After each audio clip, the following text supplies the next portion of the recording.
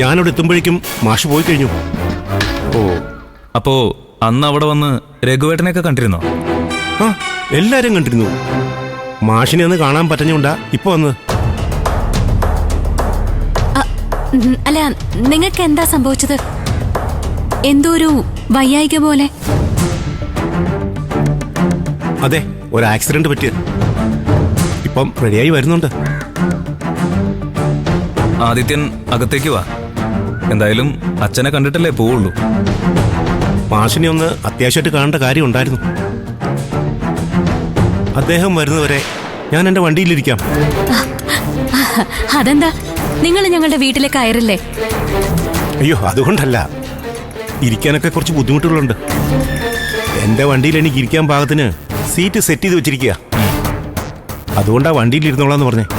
Okay, അങ്ങനെയാണെങ്കിൽ നിങ്ങൾ വണ്ടിയിലിരുന്നോ. ഞങ്ങൾ അകത്ത് ഫുഡ് ഉണ്ടാക്കുന്നതിന്റെ കുറച്ച് തിരക്കില്ല. പിന്നെ കുടിക്കാൻ എന്തെങ്കിലും? No thanks.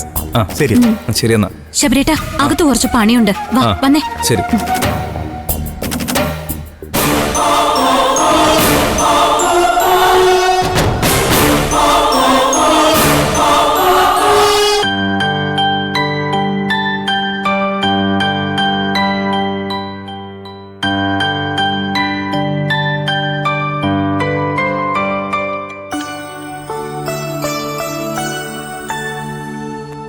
അല്ല, കുറെ നേരം ആയല്ലോ ലാപ്ടോപ്പിന് മുമ്പിൽ ഇരിക്കുന്നത്.